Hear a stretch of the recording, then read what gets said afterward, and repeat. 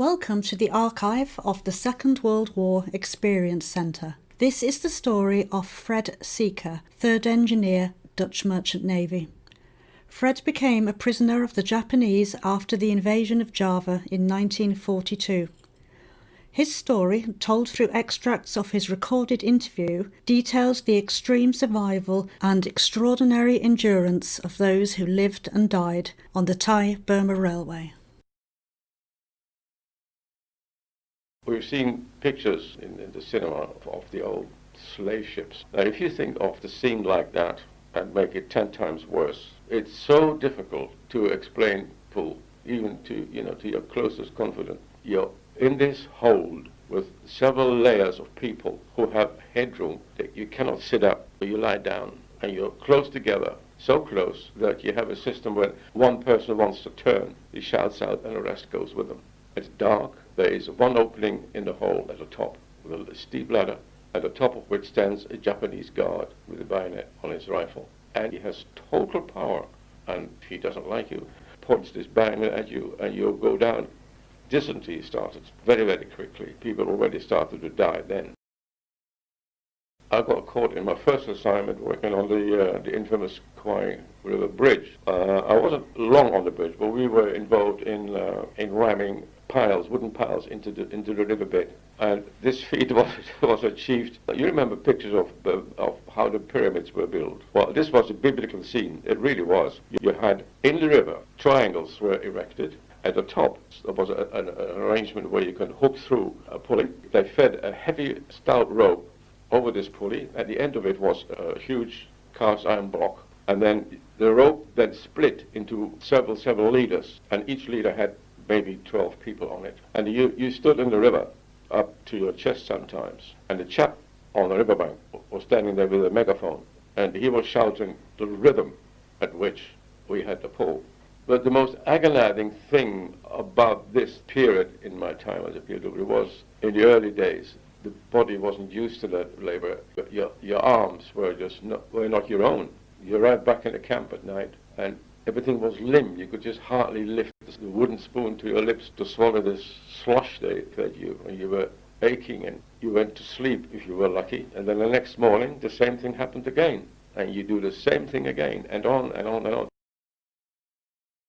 I forgot to bow to a guard, and they always considered you did this deliberate. I didn't see the damn fellow, and I didn't do it. They had an old tea crate, and they had a bit of square timber, and they're sewed in half, so you get triangles, and they put these down with the base down.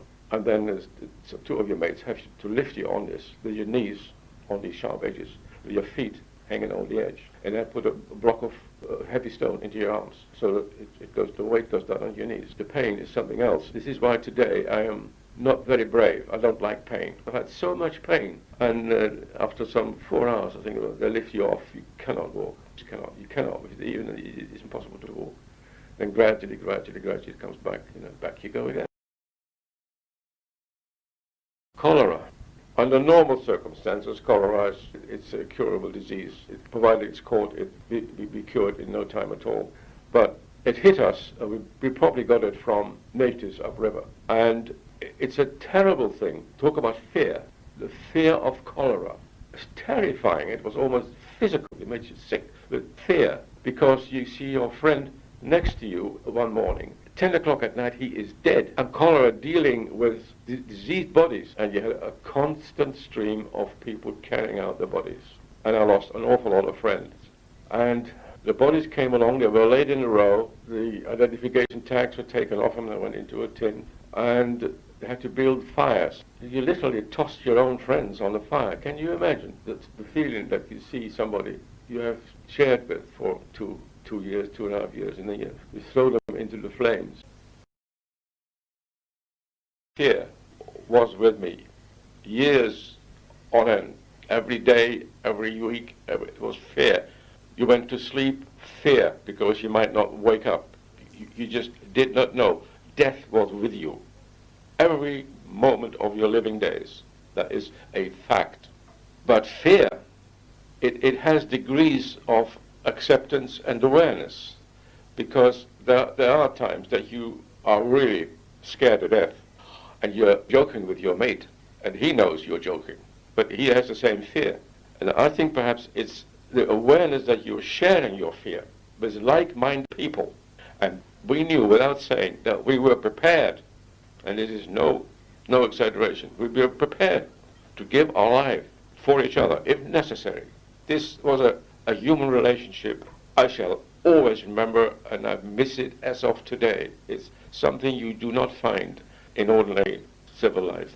It's almost, you cannot, I don't think there are words in existence who can describe this feeling of closeness and utter dependence on each other. I had to go under psychiatric treatment because I could not adjust to normal life. I missed my comrades. I missed the close network of sharing, living from day to day. I could not accept the safety of everything. Also, fear again. Fear. There's an instance I would not, if I was, say, with my then wife or whatever, and I would go to some people's houses, there was a door, and I began to shake from top to bottom. I just shook like this, shaking. I could not go in until somebody came out from inside and took me with them. A good friend said to me, you ought to see someone, which I did, but I'm glad I did, because he said, oh, I get people like you all the time. And I don't know what he did. I just got there twice a week, and he put me on this thing, and I just talked and talked and talked and talked, and let go, and eventually he said, you're a marvelous fella. Fred wrote of his experiences in his book Lest We Forget. His paintings depicting scenes of life on the Thai-Burma Railway are displayed at the National Memorial Arboretum. Fred died peacefully at home, aged 101. Please help to rescue and preserve more memories of the Second World War. Visit www.war-experience.org.